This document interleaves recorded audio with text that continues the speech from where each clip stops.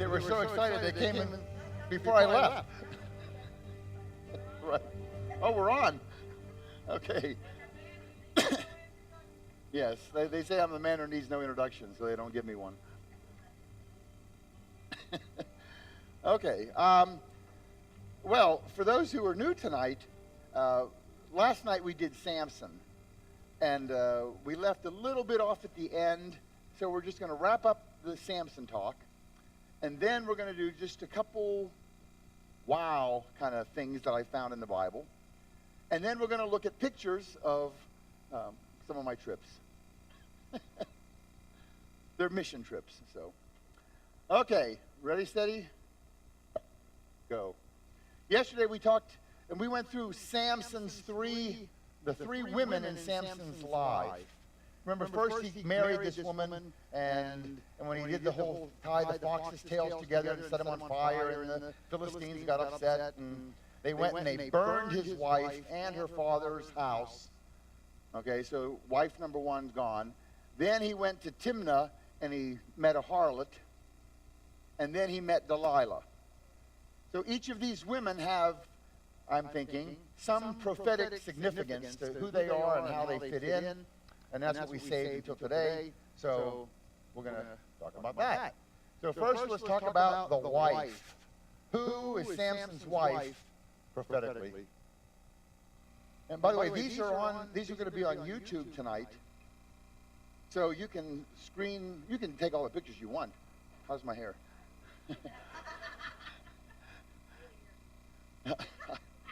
And I'm going to get one next week. Okay, Samson is a Yeshua type. Right? There's a whole bunch of them in the Old Testament. Adam is a Jesus type. Isaac is a Jesus type. Moses, huge Jesus type. But Samson is also a Jesus type in a lot of ways. And so we're going to see that. Okay, in Judges 14 it says, "Then Samson went down to Timnah with his father and mother, and came as far as the vineyards of Timnah, and behold, a young lion came roaring toward him. So he came back and told his father and mother, I saw a woman in Timnah, one of the daughters of the Philistines. Now therefore get her for me as a wife." So this is who this wife is. All right? And we have here a picture of, we have Manoah. Manoah was the father of Samson. And his wife. Does she have a name? No. And then Samson. So you have a father, and you have a mother, and you have a son. Okay? Next. Well, that kind of gets in my brain a complex unity, a Trinity picture. Okay? It's not a complex unity. God is a complex unity. But this is a family unit. Father, mother, son. Next. And that should at least ring a little bell. Maybe, this is just in my brain, I don't know if this works or not, but Manoah is a father, and Samson is the son, and whoever the mother is, in the complex unity, the Holy Spirit is a feminine word. The word ruach is a feminine word. I don't think the Holy Spirit is a woman. That's not what I'm saying. But there is a feminine side or quality about the Holy Spirit. Okay? So you can kind of see this maybe picture here. Okay? Next. His mother and father said to him, "Is there no woman among your daughters for your relatives, or your relatives of your relatives, or among our people, that you may take for a wife?" Remember, God is up in heaven for eternity past, and he decides he wants to make man. Why? There's a bunch of reasons. One, he can. I think he wanted a family. That's just a nice picture. He wanted worship, right? And the love that comes with the worship. And with the angels, you're not really getting that because they're not the same. They don't have the free will like we do. Or do they? Satan had it.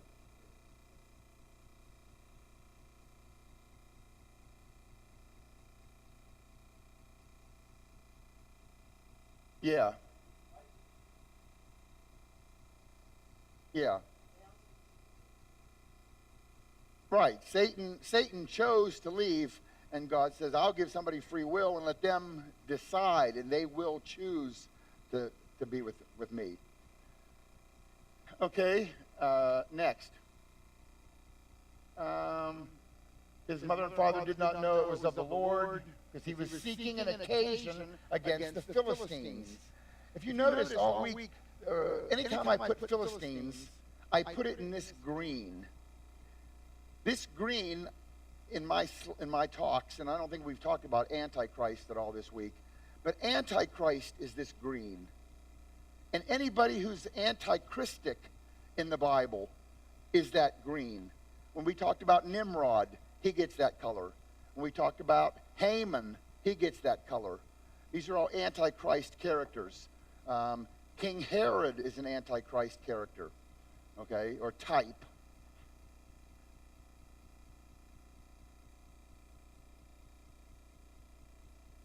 Does it? Well, it makes sense. Yeah, it's one of the horses. Goliath gets this color. And Goliath was a Philistine, so he gets this color green.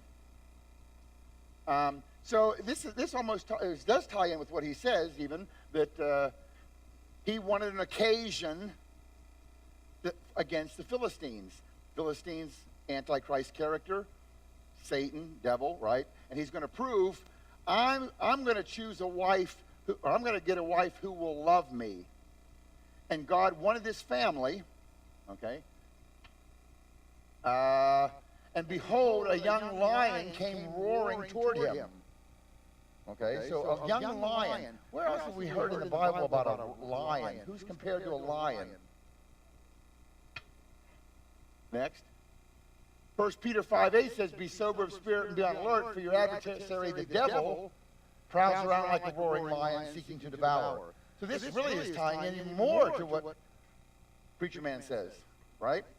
So God is going to prove that I am going to make a man to be my spouse. And he will prove to the roaring lion that's going to attack. Is this making sense? Okay. It'll make more sense at the end.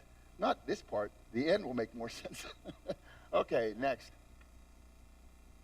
So he went down and talked to the woman, and she looked good to Samson. Okay.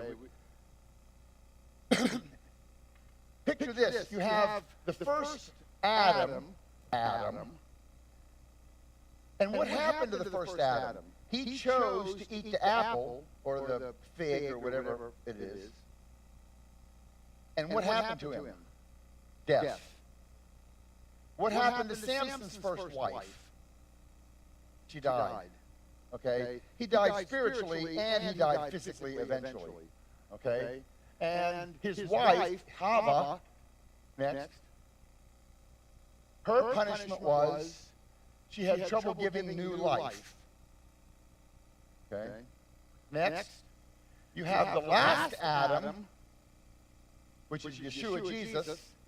His bride is mankind.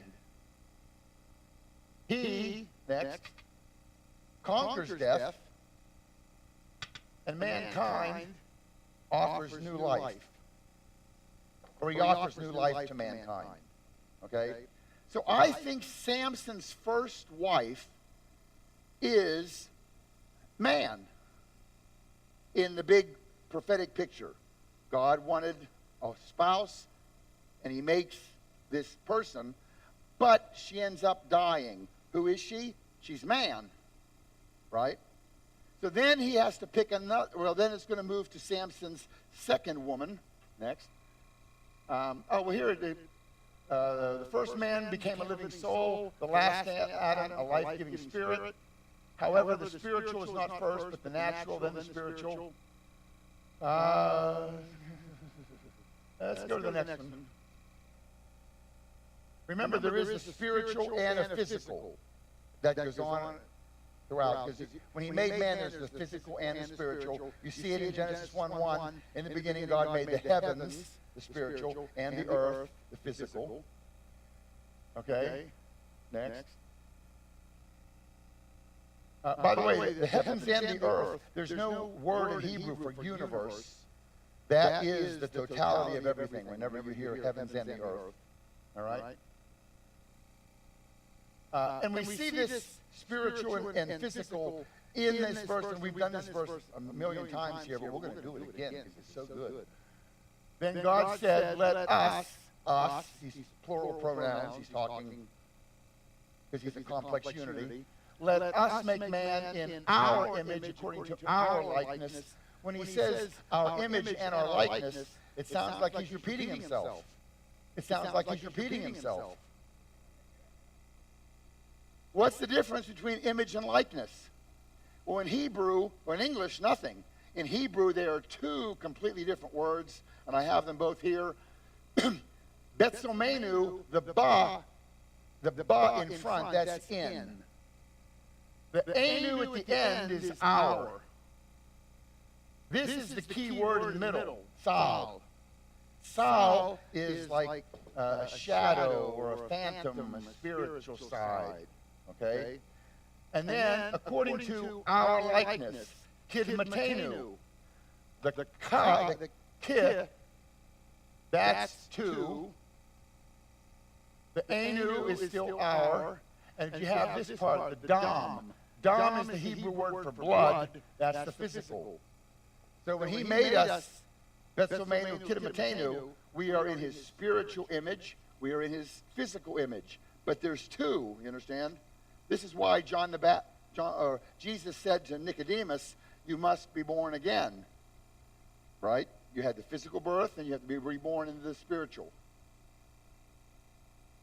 And it kind of parallels with the heavens and the earth. There's a lot of these parallels where there's the two, physical and spiritual. Okay. Next.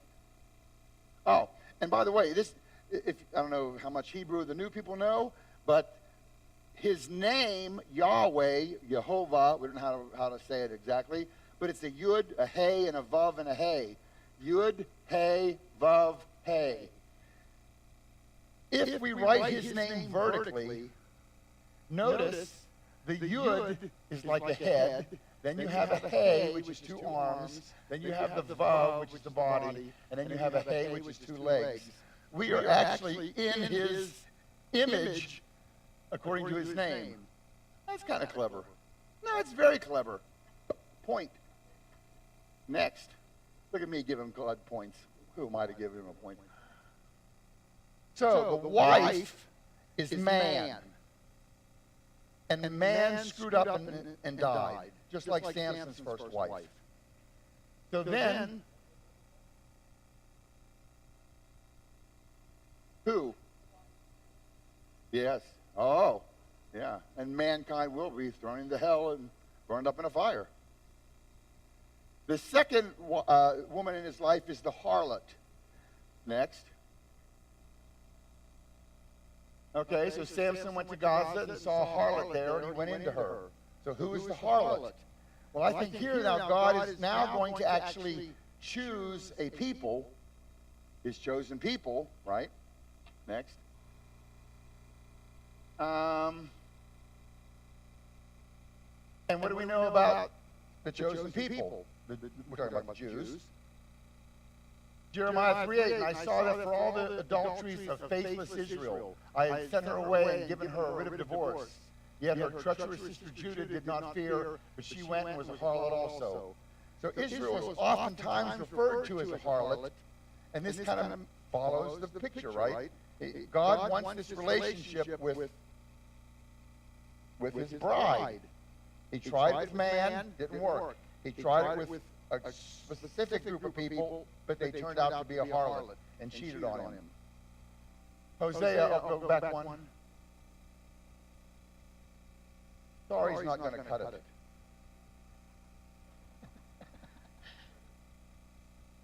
Go back. It's your group.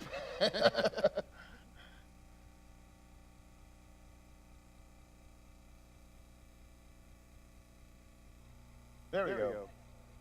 Just another example, Hosea, do not rejoice, O Israel, with exultation like the nations, for you have played the harlot, forsaking your God. You have loved harlots' earnings on every threshing floor. So There's multiple verses alluding to Israel being the harlot. Okay.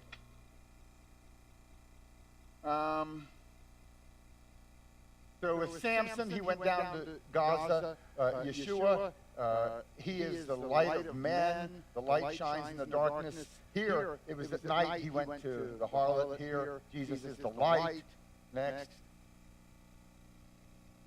John 1:11, he came to his own, and those who were his did not receive him. Again, a picture of the harlotry there. With Samson, he went to the harlot. In Matthew 15, Jesus, you hypocrites, rightly did Isaiah prophesy of you.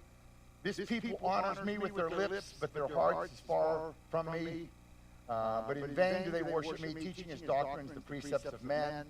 So there's plenty of examples of Israel being the harlot. Okay? When it was told to the Gazites, saying, Samson has come here, they surrounded the place and lay in wait for him all night at the gate of the city. They kept silent all night, saying, let us wait until morning light, then we will kill him. Next. Oh, well, I have a slide for the other half. But the other half was, remember he said, maybe it is better. No, the verse I'm thinking of is, it is expedite if one man should die for the, yeah, right. So you have, that's the verse that probably should have been there then on that one. Because with Samson, they all were gathering around, we need to kill him, and that's what the same thing that the Jews said. It would, what is it? It's not, it would be expedient that one man die for the others.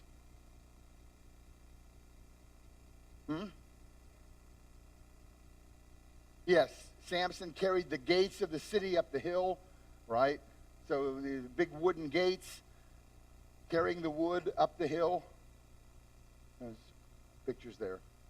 Okay, now Delilah. This is the one we all were waiting for.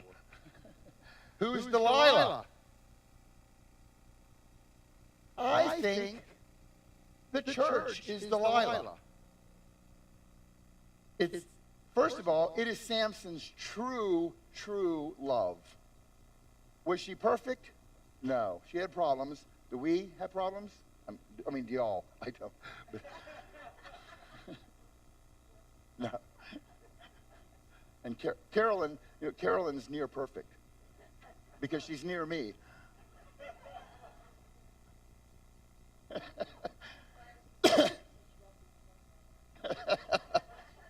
Okay, next. Well, it came about that he loved a woman in the valley of Sorek whose name was Delilah. What did we say about Sorek? Sorek means the choicest vine. So that would be the true, pure love, right? That would be the ultimate that he's looking for. And next, and Delilah means low and languishing. And that sounds like us, right? Okay?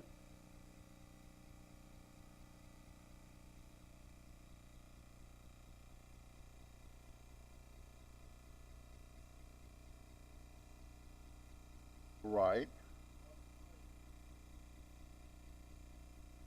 Yeah. Right. Yes, and Jesus came to his own, and they didn't accept him, so he went where he wasn't supposed to look. Okay, so now you have Delilah is going to tempt Samson. So Delilah said to Samson, tell me where your great strength is, and they bind me with 7 fresh cords that have not been dried. I'll be weak like any other man. So there's temptation 1. Next. You have deceived me. And he said, if they bind me tightly with new ropes, which have not been used, then I will be weak as water. Temptation 2. Next. Then Delilah says, you've deceived me and told me lies. And he said, if you weave 7 locks of my hair with the web, then I'll be weak like any other man. 3 temptations. Well, that should ring a bell. Okay. But you're thinking, well, wait a minute. Wasn't there a fourth?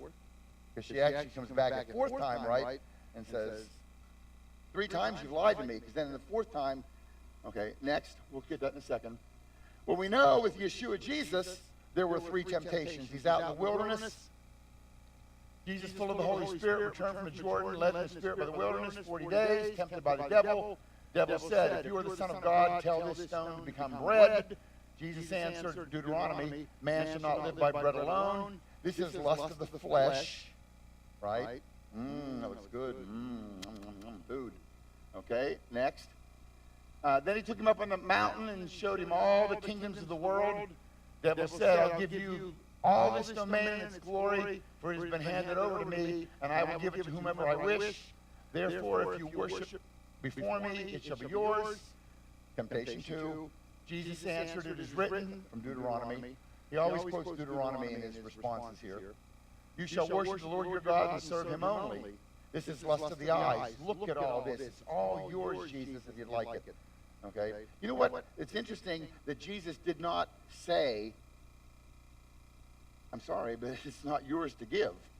Which, if I say, hey, you want to buy the Brooklyn Bridge? I'll sell it to you for $20. Your first response is, you don't own the Brooklyn Bridge. But Jesus didn't come back with that. Because whenever they took the bite, Satan got the deed. Okay? And Jesus is going to get it back. So there's temptation 2. Next. And then he led him to Jerusalem and had him stand on the pinnacle of the temple and said, if you are the Son of God, throw yourself down from here, for it is written, he will command his angels concerning you to guard you. And this is Satan quoting the Bible. For it is written, he will command his angels concerning you to guard you, and on their hands they will bear you up so that you will not strike your foot against the stone. That's the pride of life. Why don't you go up on that temple and jump off and show everybody? Because it'll be so cool. Before you hit the ground, the angels will come and swoop you up. Right? That's a kind of a pride thing. And Jesus answered, you shall not put the Lord your God to the test. When the devil had finished every temptation, he left him until an opportune time. Notice the devil gets the darker green. Antichrist gets the light green. It's just my brain does these. Okay. Next. Now, what about temptation 4? This is Delilah said to him, how can you say I love you when your heart is not with me? You have deceived me these 3 times and have not told me where your great strength lies. It came about when she pressed him daily and urged him that his soul was annoyed to death, and that's when he finally told her the truth. But there is a 4th temptation here, right? Well, Jesus only had the 3 temptations. So if there's a parallel, there should be a 4th temptation. Next. So then, that's when Samson then told her all that was in his heart. A razor's never come to my head, and you shave my head, I'll be weak. All right, next. And when Jesus was hanging on the cross, those passing by were hurling abuse at him, wagging their heads and saying, you who are going to destroy the temple and rebuild it in 3 days, save yourself.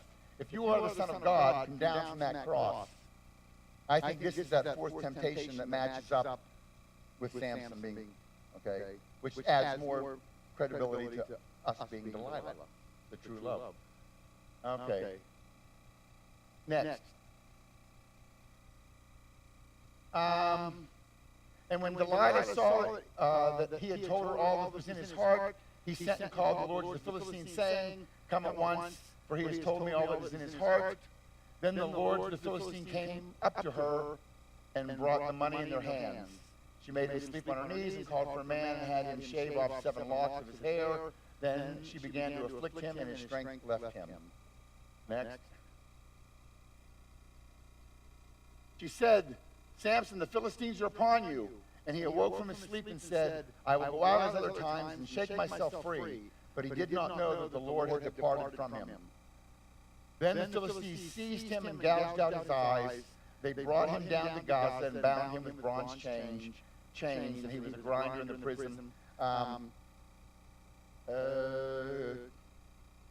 those who weren't here yesterday, I'll tell you. Samson in Hebrew is Shimshon. Okay? Shimshon is spelled Shin, Mem, Shin, Vav, Nun. The first three letters, Shin, Mem, Shin, spell Shemesh. Shemesh is the sun. So Shimshon has the word sun in it, sunshine. Hey, sunshine. I can see my mother, that'd be his nickname. Delilah has the word Lila in it. Lila we see in Genesis 1:5, and God called the light day, and the choshek, the darkness, he called Lila. Nighttime is Lila.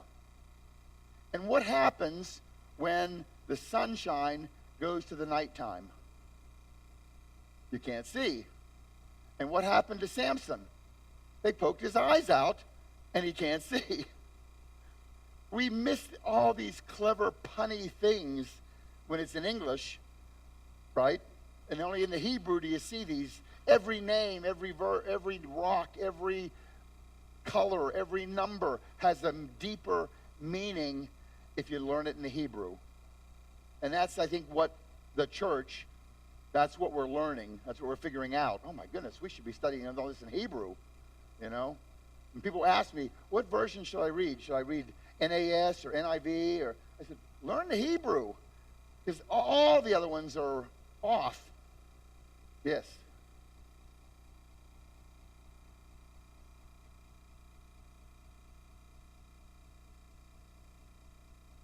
I'm sure there is. Yeah, I can see that. Yeah.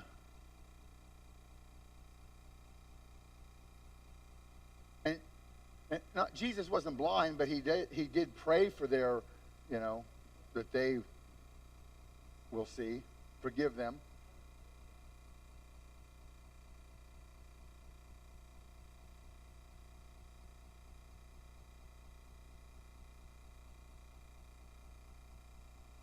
Yeah.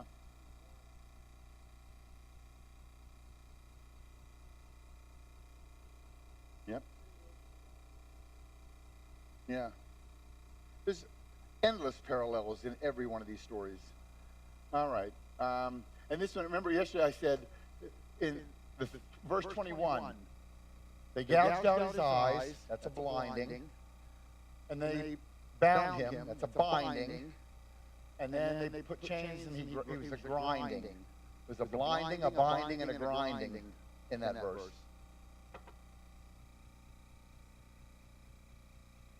What? However, the hair of his head began to grow again after it was shaved off.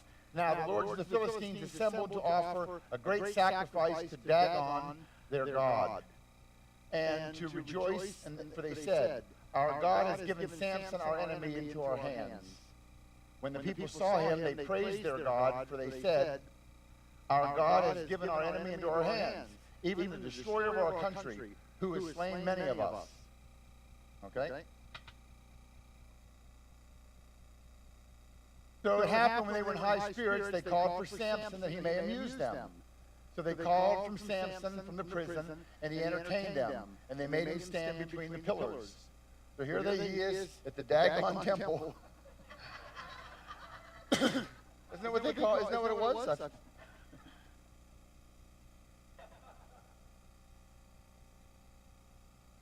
So they got Samson here at the temple. All right, next. And Pilate, wanting to release Jesus, addressed them again, but they kept calling out, crucify him, just like they were doing with Samson. Bring him out to amuse us. Next. They made him stand between the pillars. Next. We already read that one again. And Samson grasped the two middle pillars on which the house rested and braced himself against them, the one with his right hand, the other with his left. I think Yeshua Jesus also is going to, he even said, tear down this temple and I'll rebuild it, right? So he's tearing down temples, okay, even though his temple was his body. But also the temple that Jesus is tearing down is legalism and the priesthood, or the law, right, and the priesthood. Those are the two things that the Jews, that's the whole rabbinical or Pharisaical Judaism was based on, right? So Jesus is also going to be knocking down a temple spiritually. We have physical and spiritual.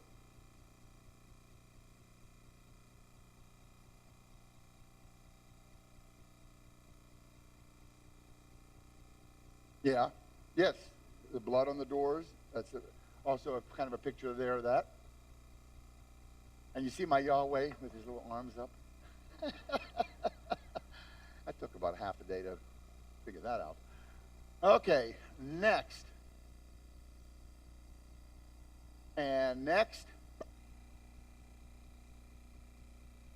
For when the priesthood is changed of necessity, there takes place a change of law also. So Jesus becomes our high priest. Notice.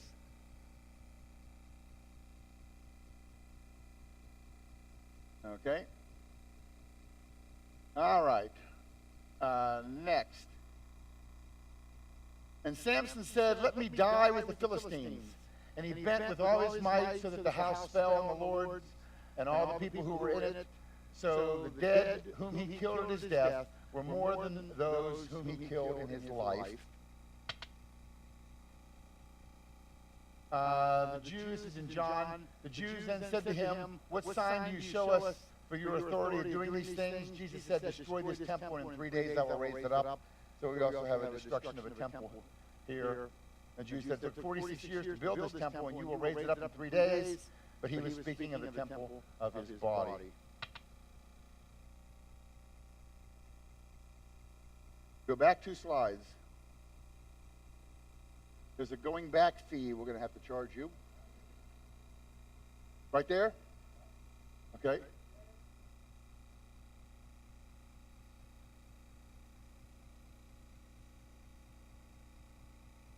Ooh.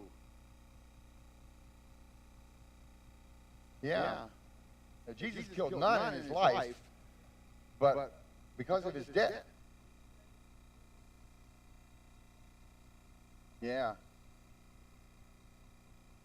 Remember, I told you that all these talks, some of them aren't finished. And the Samson talk is one of them. This is what I'm working on for the finish. And I'm going to steal all these comments and finish it. Because I film them eventually, but I don't film them until I work them out, you know. We open in Hartford, and then we take the show to Broadway later. And then it becomes the movie. Okay? Well, you owe me one for going back. All right.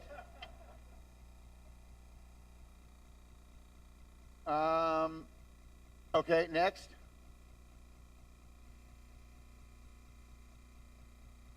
This is interesting. Samson said, "Let me die with the Philistines."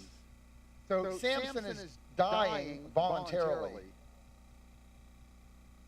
For this reason the Father loves me, because I lay down my life so that I may take it again. And I see Yeshua doing the same. There's a voluntarily. All right, next. He was pierced through for our transgressions. He was crushed for our iniquities. This is just the same thing that he volunteered for all this. The chastening of our well-being fell upon him, and by his scourging we are healed. Okay, next. Then his brothers and all his father's household came down, took him, and brought him up and buried him between Zorah and Eshtaol in the tomb of Manoah, his father. Thus he had judged Israel 20 years. So he was in the tomb of his father. Manoah means rest. All right. Next. And Jesus says, "Come to me, all who are weary and heavy laden, and I will give you rest." So they both we end up with rest. Next. His brothers and father's household came and took him and buried him. Next. Now, Joseph of Arimathea came, a prominent member of the council who himself was waiting for the kingdom of God, and he gathered up the courage and went in before Pilate and asked for the body of Jesus. So you had somebody else coming who was concerned to bury them. Okay? And what was the story? Maybe I've told it before. This is not in the Bible. It's in extra biblical sources. But I don't know if you've been to Jerusalem, but behind the bus station across the street is Golgotha. And then there's that garden tomb. Okay, so it's a beautiful garden, and there's that whole concrete wall, rock wall there, and a freshly hewn tomb. I mean, you can't get a better location for a tomb right across the street from the old city. I mean, this thing's got to be worth some money, you know. And Joseph of Arimathea goes to Pilate and says, "May I have the body of Jesus? I have a freshly hewn tomb right there." And Pilate said, "Why would you give that expensive tomb to this common criminal?" And Joseph of Arimathea said, "It's just for the weekend."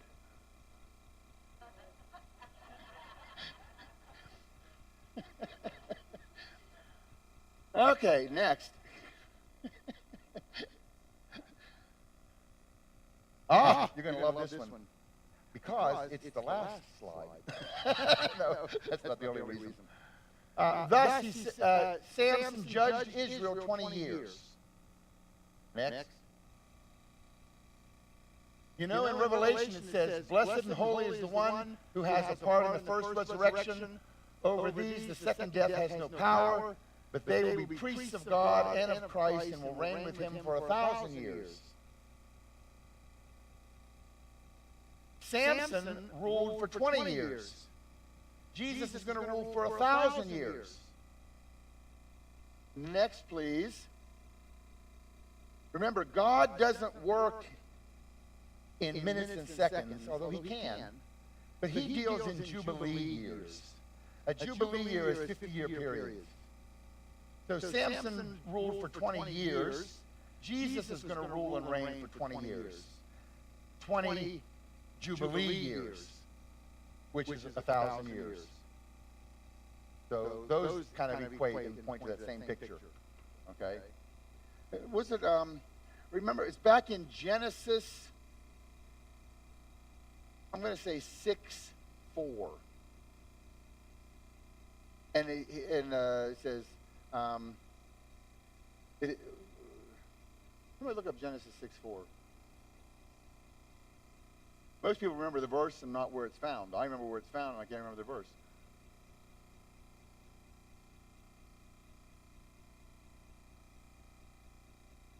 No, that's not it. I don't remember either one then, do I? That's not what I'm looking for. It is not man is not appointed. A man will not strive forever. I will limit his days to 120 years. 6:3.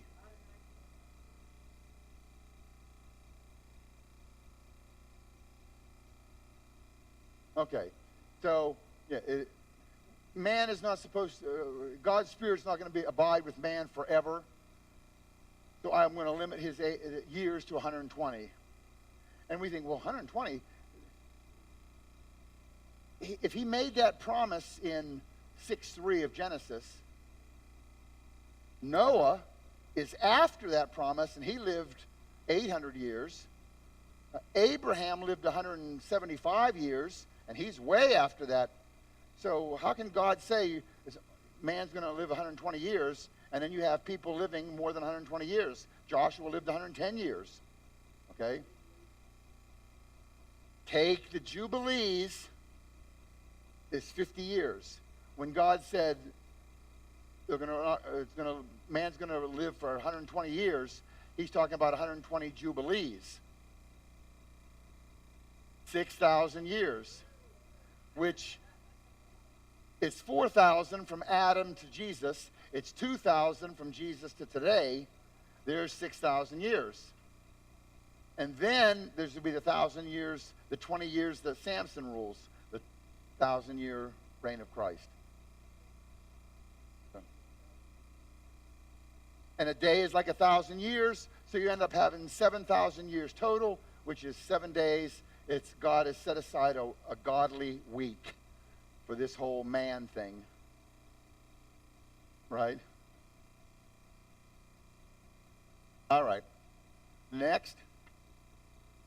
I think this concludes the Samson talk. Yes, there's a blank screen. And now I just have three little fun things to throw in. And then we're going to cut the live stream after these three things. Then it takes 5 minutes to set it back up. And we're going to live stream again, but it's not going to be put on YouTube because it's going to be a lot of photographs of mission trips in countries that don't really want me there. And there'll be pictures of people who have accepted and they don't want to be broadcast on YouTube and have their government or anybody even their neighbor to find out. So, all right, next. How to obtain eternal life. This is important. Right? All right. Next. The Torah says in Proverbs 7:2, keep my commandments and live, and my teaching is the apple of your eye. Okay, and we know that there are 613 commandments. So, okay, that's one way to obtain eternal life. Problem is, we've all failed at this one already. Okay? And plus, it's too many to remember. I actually have a video, my Moses video. Moses part 5, at the end, we scroll all 613 of the laws.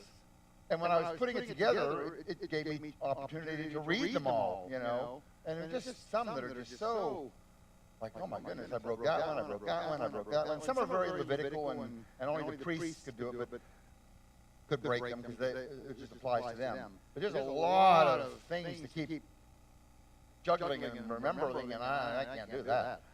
All right, so we got to find a shorter way than this. Next. David boiled it down to 11.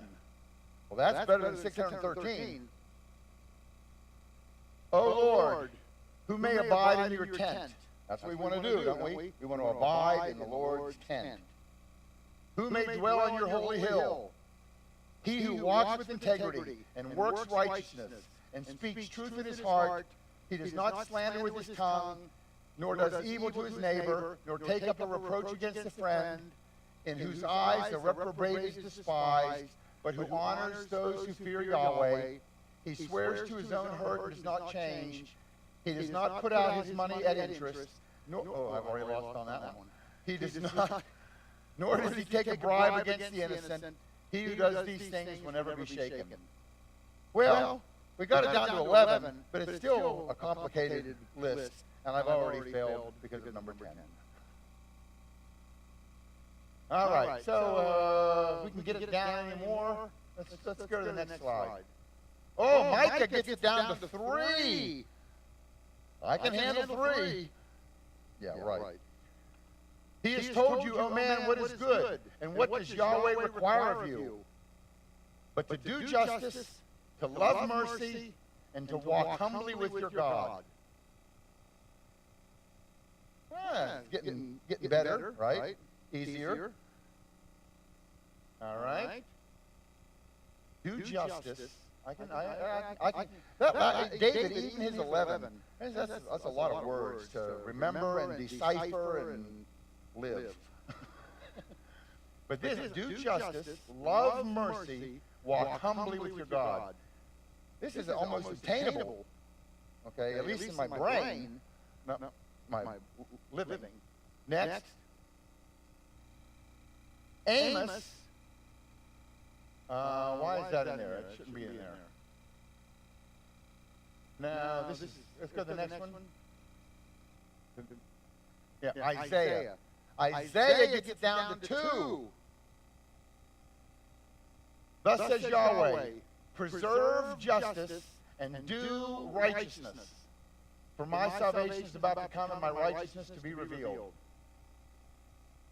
Well, that's much cleaner, isn't it? preserve justice, and do righteousness. Boy, there was not much justice if you watched any TV this past week. Okay. Okay, we're down to 2. Can anyone name that tune in 1? Yes, Habakkuk can do it. Habakkuk says, the righteous shall live by faith. And isn't it? It's by grace we are saved through faith. Right? This is the verse that caused Martin Luther to break away from the Catholic Church. When he read this verse, that's salvation through faith. Isn't that nice? Because God's not going to let us into heaven unless we're righteous. Well, how do we become righteous? It's not by all these works. It says the righteous will live by faith. And what did, was it, it's, no, this I know. Genesis 15:6. That's right. Genesis 15:6. And Abram believed God, and God credited it to him or counted it to him as righteousness. What did he have to do? Believe. Faith. Whew. This one I can do. And it's much easier and than trying to do the 613 or the 11 or the 3 or the 2. This one is easy. Not, well, yeah, it's much easier, right? Okay. What was that? Someone I heard an example. Imagine you have these 2 books. One book is The Life of John Kostik, a true page turner. And the other one is The Life of Jesus Christ. Now, Jesus, his book is just perfect. There's just perfect. My book is full of sin and corruption and food and all kind of bad stuff, okay? So, when you have the faith and you accept Christ, what he does is he takes the covers off those 2 books and switches them. So now when you open up the book of John Kostik, it's all pure and clean and perfect. So God's going to say, oh, come on in. And Jesus put his covering over my book. And God doesn't check his, he already knows he's a good guy. Jesus, he's not going to look at his book. That's a nice way of picturing it. Okay? All right. So this is one of the 3 little extra things, because that's an important thing. Make sure it's by faith that you're getting to heaven, because there ain't other way. Next. Okay, now this is just a little bit of math here for Nate, and if you like the Hebrew stuff. God has a letter. His letter is Aleph.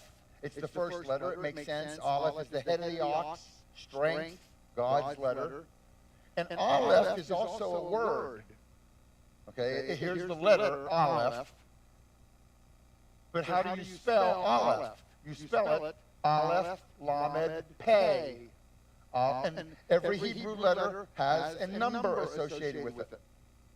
Aleph is 1, Lamed is 30, Pei is 80. Next. Which adds up to 111, which also then points to his complex unity. Right? Very clever. All this, how this all works. Okay, next. Now that's his letter. God also has a name. His name is Yahweh, which we spell Yud, He, Vav, He. And every one of those letters has a meaning. The Yud is a hand. You can see a hand. It has an elbow with the thumb sticking up and a hand. There's the ancient Yod. It's the Y sound. Yod is hand. Hey. Hey is a little man with his hand in the air. Hey. Wow. A revelation. A blessing. Something is coming. Something big. That's hey. Make sense? Vav is the Hebrew word for nail. Hey, Moshe, throw me a vav. Look out. A nail is coming. And then he has another hey. Another, behold, a revelation, grace. Something big is coming. Okay? If hey is grace, and that's a good word for it too, is grace. Notice he's got two hays. He's full of grace. And if you put them together, the hand reveals, the nail reveals. If he's God, and he didn't see that, you know, how do the Jews miss that? You know, who's Yahweh? Who is Yahweh? The hand reveals, the nail reveals. Okay, so that's his name. And by the way, sometimes he doesn't go by just Yahweh. Sometimes, Bob, was your name on your birth certificate Robert? As far as you know, it's been a long time since you've seen it. But people named Robert are sometimes called Bob. And Yahweh is sometimes called Yah. His close friends call him this. Yes?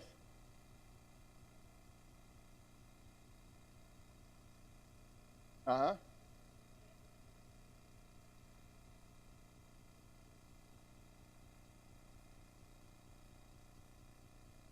Mm-hmm. Yep, he's very clever. All right, next. Now, his name, Yah, I'm going to put the gematria values in. Yud is 10, Hey is 5, so Yah adds up to 15. And Yahweh, there's 10 and 5 and 6 and 5, which adds up to 26.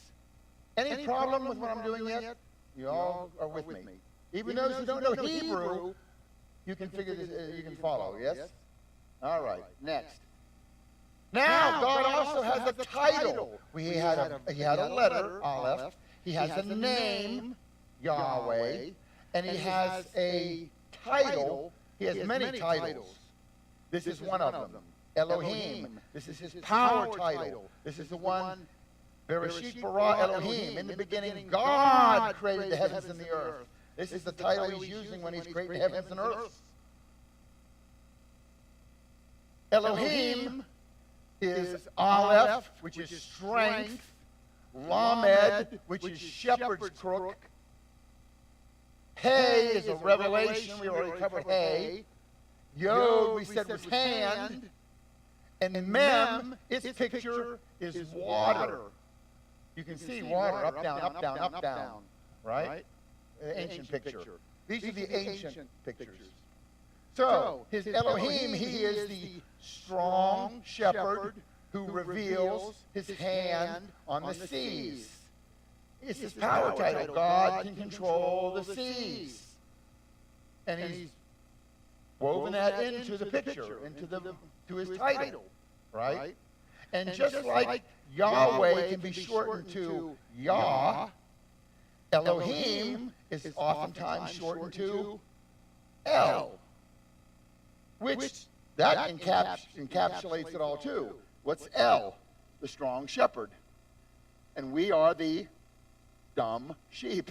Don't forget the word dumb. The dumb sheep. And he is the strong shepherd. Okay? And I told you this the other night, and I'm going to tell it again for those who aren't here and those who didn't hear me the other night. But you have Psalm 23. You know this one? The Lord is my shepherd, I shall not want. He leads me beside still waters. Watch this. Go back.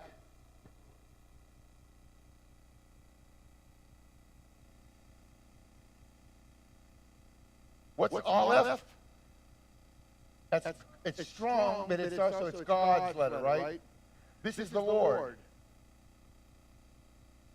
Lamed is my shepherd.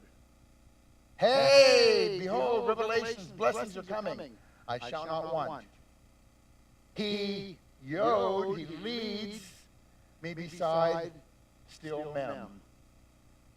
He's woven his title into Psalm 23. Very clever. Okay, next. Now, God's title is take the gematria. The gematria of El, Aleph is 1, Lamed is 30, El is 31. Elohim, Aleph is 1, Lamed 30, Hey 5, 10, 40, adds up to 70, 85, 86 is Elohim. Are we good? Okay. Next. So, his letter is Aleph. His name is either Yah or Yahweh, which is 15 or 26. His title is El or Elohim, which is either 31 or 86. We good? Okay, get ready for the goosebumps. Next.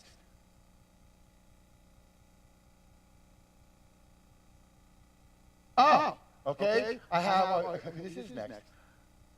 Notice I had all four of these pointing into Aleph. Aleph is Yah. Aleph is Yahweh. Aleph is El, and Aleph is Elohim. Okay, so how do you know that? Next. Genesis 1:1. Bereshit, bara Elohim, et. That is the 15th letter of the Bible. The 15th letter of the Bible is an Aleph. Hashemayim va'et haaretz. Haaretz, that's the 26th letter of the Bible. Next. V'haaretz, that's the 31st letter of the Bible. And the earth was tohu v'bohu, and the Hoshek, and the darkness was over, Panai, face, Tehom of the deep, and the Ruach Elohim, and the Spirit of God fluttered over the face of the waters, Hamem, Hamayim. Next, got to go to verse 3. Ah, good. Vayomer Elohim, that's the 86th letter of the Bible. Isn't that clever? Coincidence? I don't think. Vayomer Elohim Yehi Or Vayor, but be light, and there was light. So those are little things that I find. I really don't know what to do with them, but it ate up 10 minutes here. And it wows us, doesn't it?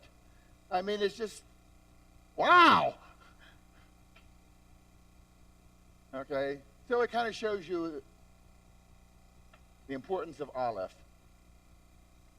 Okay, one more. Next.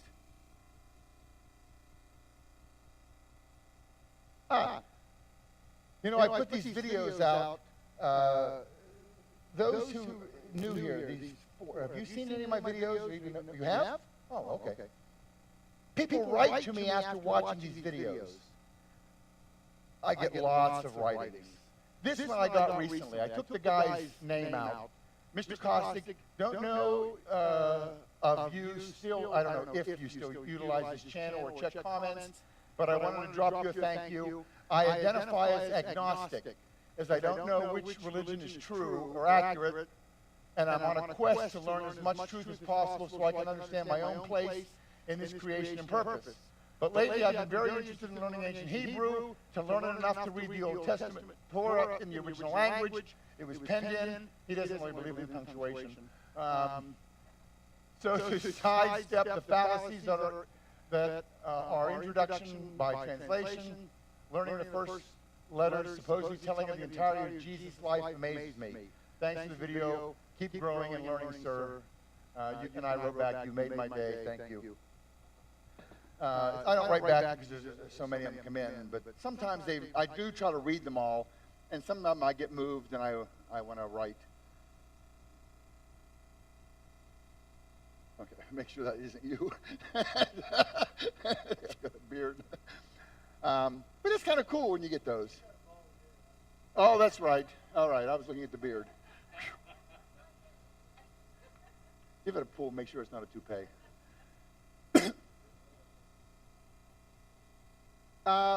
Very little. Yeah. Jews will write occasionally and write, bar does not mean son. Bar is Aramaic, it's not Hebrew. To which I usually respond, bar mitzvah. Stop using it. If it's not Aramaic, or if it's not Hebrew, stop using it. Very little. And I try to, like that thing with what you just saw with everything 86, 15, 31. It's there. What can you argue? And I make sure that there's nothing to argue before I put it in a video.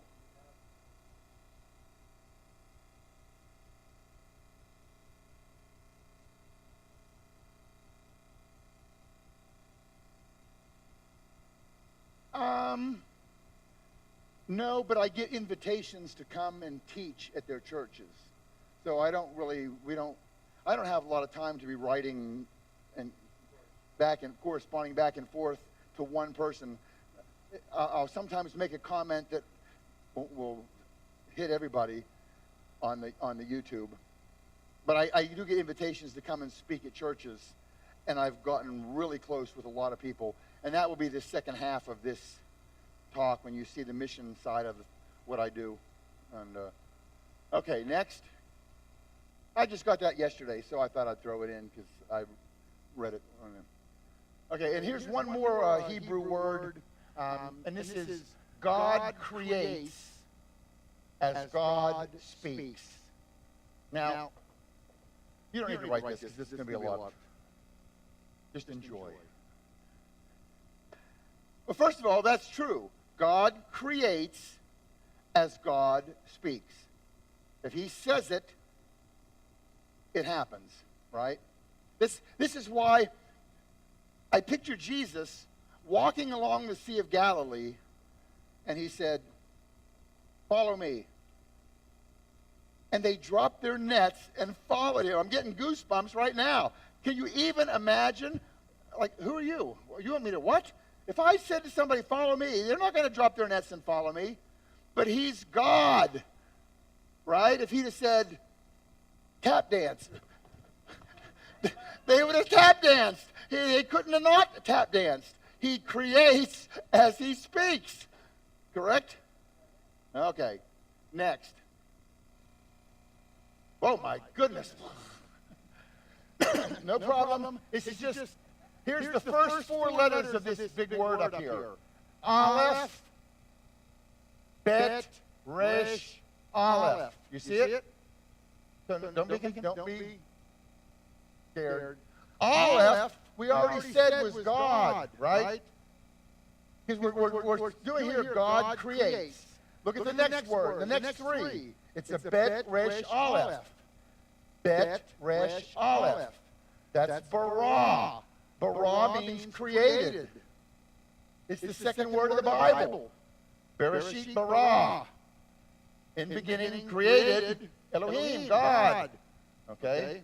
And what is bara? Bara is a bet, the second letter. Bet is a house.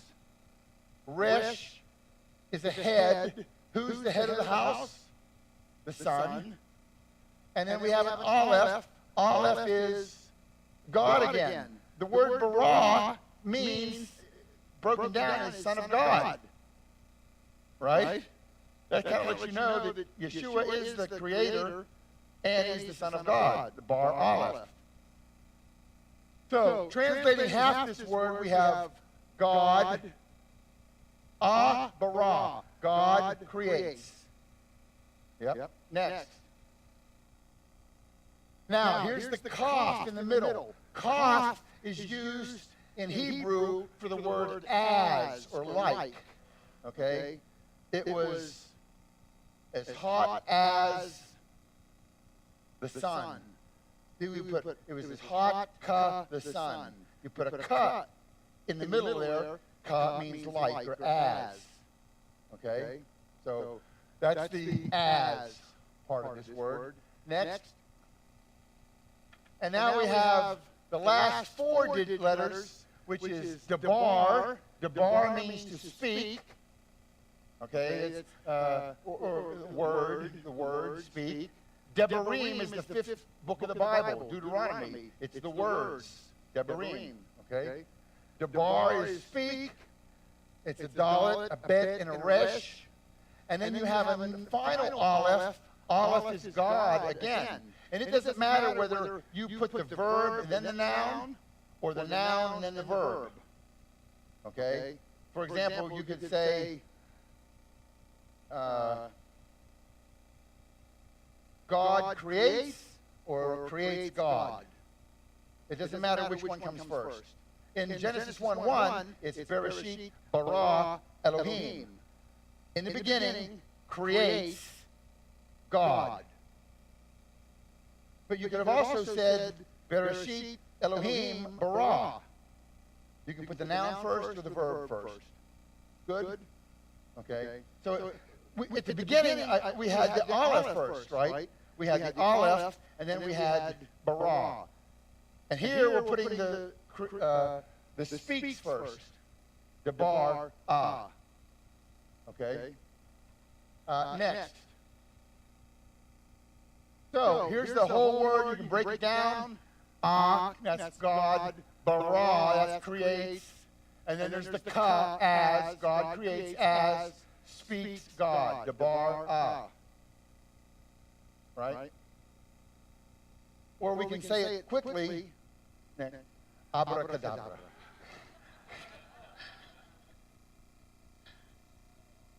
Gotcha. But you know what? That's where it came from, right? The magician's going to say, what? Abracadabra. God creates as God speaks, and the flowers appear on the sleeve. Okay? But that's when you're saying abracadabra, that's what you're saying.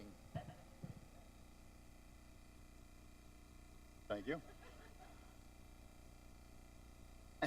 Leave them laughing. Okay. This concludes part 1. We're going to take 3 or 4 minutes so she can shut this down and then start it back up on the live feed, because we don't want to live feed the next part. Okay.